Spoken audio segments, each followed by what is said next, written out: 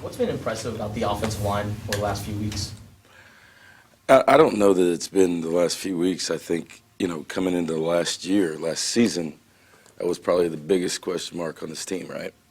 And so, you know, it started last year, basically, because you had a true freshman, you had a walk-on center, you had guys that really hadn't played much. And, to say that they're a veteran group, you got the same guys out there. So they played together for a little bit. I think the addition of Peyton Fears and the rotation with Edgar, that competition has been good. Conjul sat out last year too. So, Kyle's done a nice job with the offensive line, basically with two transfer players in Conjul and Peyton Fears. Edgar, who hadn't played a bunch last year. Donovan Lay, who's a sophomore, true sophomore. And Josh. So, and a walk-on center who's now on scholarship. So you just add all that up. That's for us to do what we've done over the last 5 games. He's doing a heck of a job with those guys. Do you think the running game issues the last couple games are mainly a product of just what defenses are doing to you, how they're playing against you? Well, I would say that certainly 2 weeks ago, with a true freshman quarterback, the defenses you saw were completely different, right? Blitzes were different. They were bringing them from everywhere. Corner blitzes, all kinds of different things. And I think the fact that coming into this game, nobody was really sure who was going to play quarterback. And to be honest with you, if we're playing another team and you've got a freshman quarterback who was a starter the week before, you guys play Madden, what are you going to do, right? Blitz him. And then if you've got another guy who is out with a leg injury and is not going to run, what are you going to do? So we're seeing a lot of people around the line of scrimmage based on those two guys at quarterback. But they've both been effective, and I think, our offensive staff did a nice job at halftime of really the recognition of what those issues were and getting the ball on the perimeter. And those, and for us, just to be honest with you, those, like I said after the game, the screens, the deals that were going on the perimeter, those are just an extension of run plays for us. And so the week before, although Grant ran it a couple times, but when he pulled it, he threw it outside too. So it's a combination of those things to try to utilize all our talent, spread the field. 2 weeks ago, Grant gets credit for probably the first 2 plays of the game for passes, right?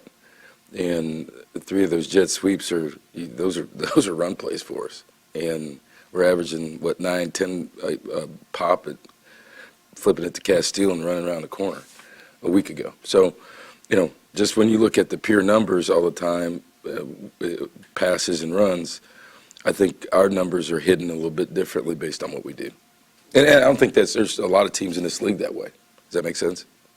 In terms of Brightwell, though, Kevin, what are you seeing with him? It seems like at times he's pushing the ball to the perimeter, maybe more so than trusting his blocks and trying to hit it in the interior. What are you seeing there? But he's a running back, so they're not going to be perfect. We're running, although sometimes to the naked eye it looks like the same play, it's not. So we run some stretch schemes, we run some pin and pull schemes, we run some lead schemes, and pure zone schemes. So the reads on those are different. They can get muddy. He could have made some better cuts last week, but we sat in here 2 weeks ago and everybody in here raved about him. So one game is not your resume. One game is things can happen, but like I said, Saturday had some opportunities, he didn't make them. 2 weeks ago, we sat in here and guys asked me why I didn't even play anymore. So that's part of It's no different than any other sport, right? You're going to have your times, and could he have played better? Yeah, but he's still a good player, and he's going to continue to get better. What do you attribute to the defensive success in the fourth quarter last few weeks? I don't know. I sat here last week and just said it's a combination of a lot of things. I think, our team is in really good physical condition. I said it last week. Brian Johnson's done a great job with our team. I think to the naked eye you can see that from the other teams. I think our coaching staff has done a nice job of adjustments.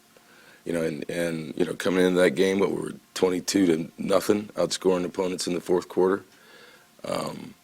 Didn't happen that way last Saturday, but we did have basically a goal line stand. Basically stopped the ball at midfield on 4th and 5. So it's a combination of a lot of things. It's a combination of first of all, you got to be in shape. We're playing at 5,000 feet, right?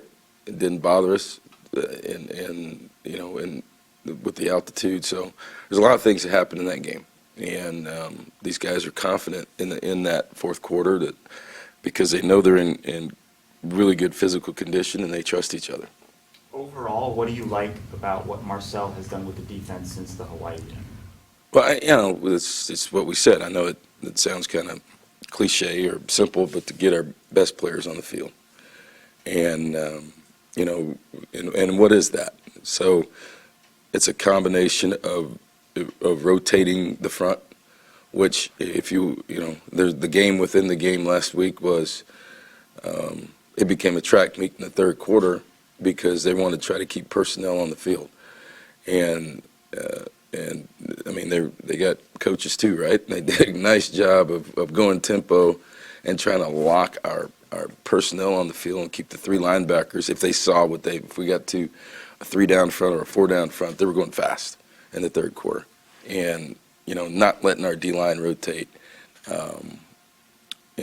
particularly after it made first down. So, and not letting us get to a nickel package or our dime package where, we get some of our, 5 DBs out there that can cover.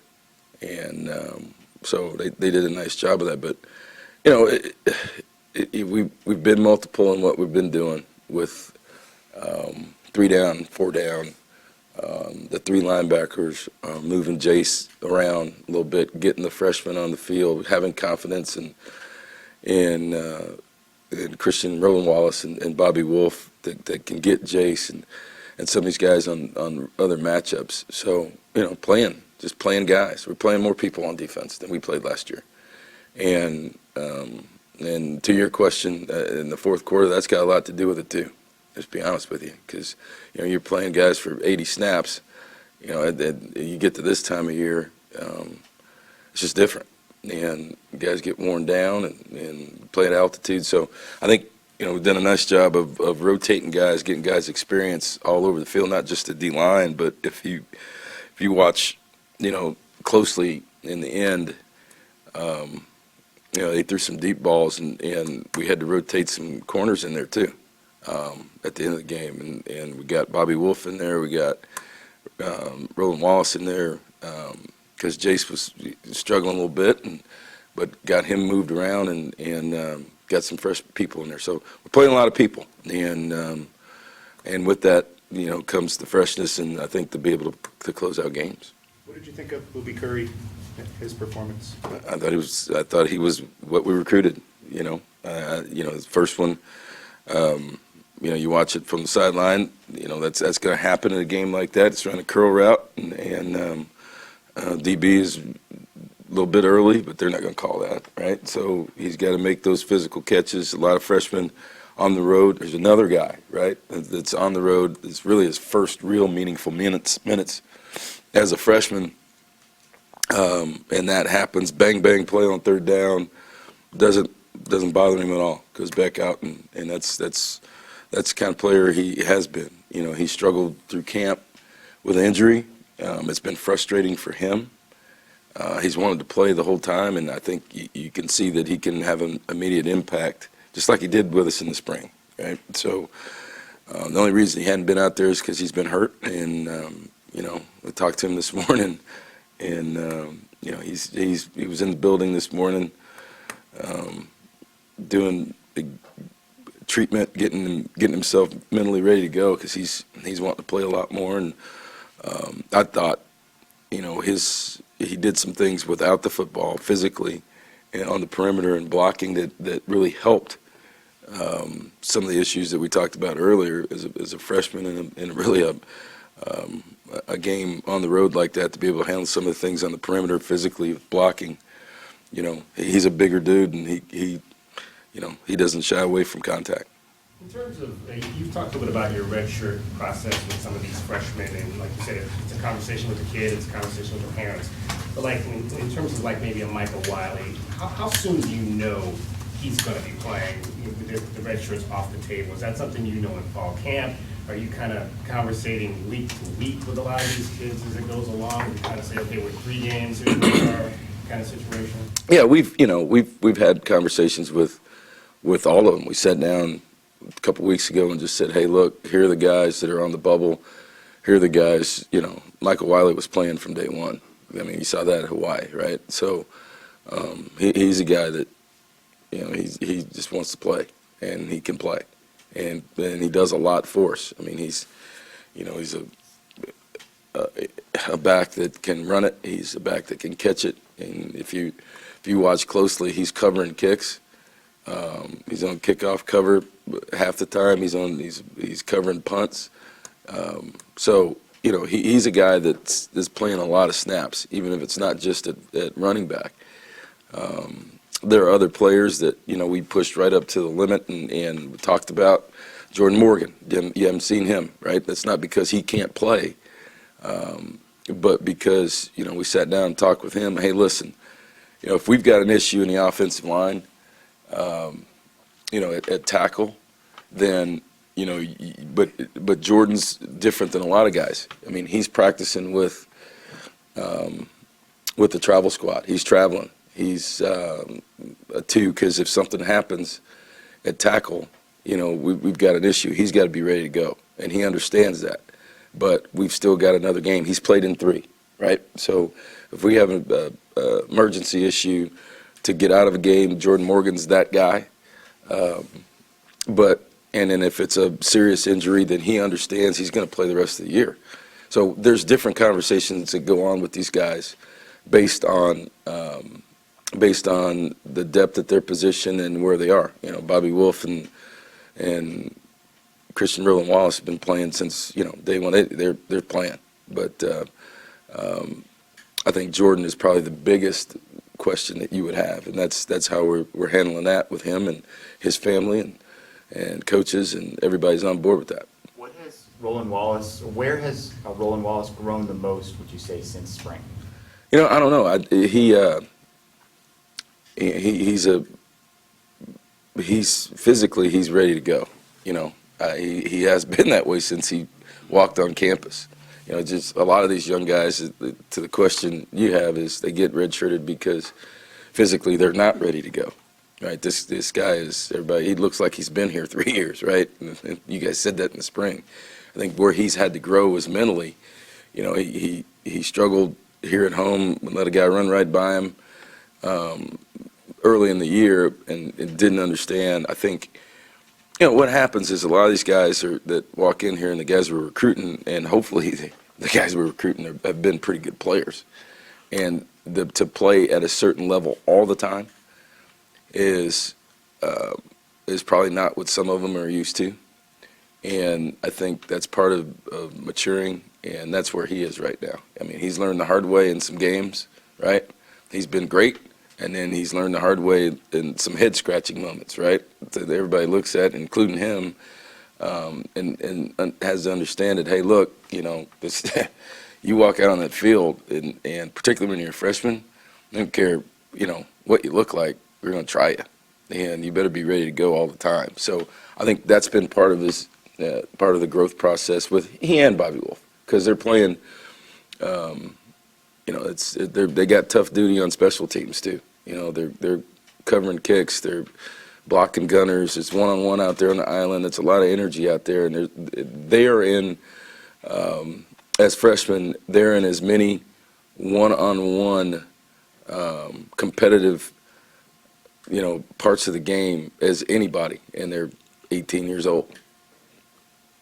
Jalen Harris was on the field more this past game, and even late, you guys had him kind of standing up in coverage. What's kind of his role when you have him out there kind of on the perimeter like that? Both. Right? Yeah, he drops, he rushes. So I don't think he wants to just come in and everybody knows he's going to rush all the time. We got to be able to do some other things. So it's what he is. I mean, we go a three down look, we got to be able to disguise what he's doing. And, it's like anything else. You do the same thing over and over again, it becomes easy to block. So he's athletic enough to play in space, and we're looking for players out there. I'm going to my recruiting speech right now. We're looking for players that can do both, right? We need, as you guys have come to notice, they start naming all these different positions. It used to be outside linebacker, but now the term edge is being used a lot. What is that? That's what we're looking for. And so, there's a couple guys out there who hopefully are watching this right now that know that we need a couple more edge players that can rush and can drop and really show off their skill set. Would you have preferred it if Washington had won this past week? I don't have any control over that. You've done this long enough that, hey, guess what? You win, you get momentum, right? You lose, what, are you mad? So guess what? Whether or not whatever happened last week has nothing to do with this week. It really doesn't. So, for you guys, the conversations would be different either way. But for me, hey, it's still a big game. Their arm strength isn't everything for quarterback, but their quarterback, Jacob Eason, has tremendous arm strength. Tremendous. How does that stress a defense? It stresses me out.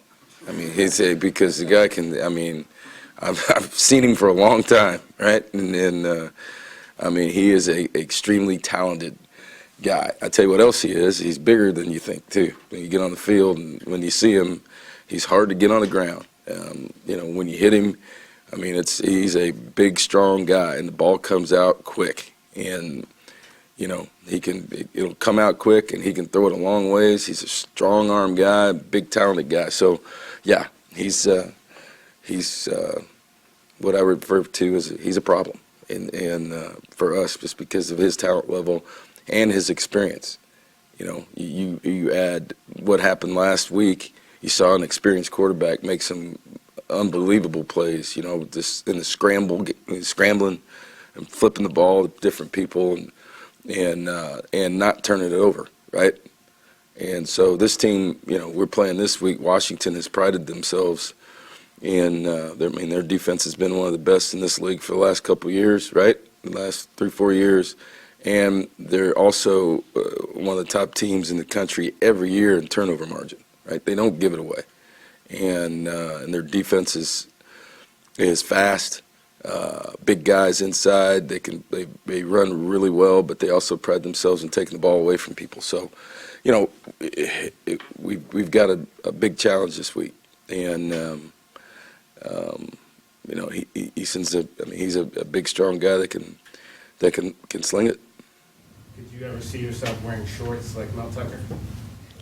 I did, and when I was an assistant at Wyoming, I keep going back to that. People there are probably mad at me, because when it was nice, I'd wear shorts during the game. Joe Tiller didn't like that though, but I said something to him before the game, but no, he looks comfortable, and that's just all part of it. But yeah, I got shorts on right now. A lot of people don't know that watching this deal. And tell you what, you'd be surprised. It was what threw me off. Every time I've ever done College Game Day or any Sports Center deal like that, when those guys get up and they got their shorts on and just the top, the jacket and the coat, it really freaks you out, right? So It's not uncommon. I know you have a lot of capable running backs, but what are you missing when JJ's not out there? What is it Experience and some of the things you asked about earlier. You know, JJ is a patient runner. He's a not just a one-cut runner. He can make people miss. So when you have, you know, a guy that he makes our line better, just because, you know, our backs are doing a nice job, you know, between the 4 or 5 of them. But JJ's a guy that can clean up a lot of different things when, you know, there is a missed block or there is somebody on the edge or there is a mistake up front because of his stop and start and his change of direction. And, yeah, we do miss him. We need him. So, you know, we didn't want to push it last week with him there, trying to get him in the game because he hadn't played in weeks. You know, you count the bye week. You know, I know everybody's talking about games, but you had the bye week. He didn't practice at all. So we wanted to get him in and see where he was, but didn't want to really risk it so that thing doesn't drag on the whole year the way he plays. And he needs to be healthy, and I think we got through that Saturday. And today I'll be interested to see how he is at practice because we're going to need him to be JJ of last year from here on out. One more question. What do you think about Cliff Kingsbury getting his first NFL win? Hey, it was great. I was actually got a chance to watch a little bit of that, and you know I was a little disappointed. Christian Kirk was hurt, but these guys are exciting, and they got a chance to win. So you know it's like anything else. You always root for your friends, right? So it was interesting just because of game time, and you know we actually, because of the time we played and the travel, I was actually back at home by the time to watch the second half of Stanford Washington at home, which hadn't been the case all year, right? But just because of game time, which was great. So you got a chance to watch a lot of different things, and but yeah, I mean they're coming on, and you know that's in-state NFL team and a good friend. You're always going to root for those guys. Thanks, everyone. All right, thank you.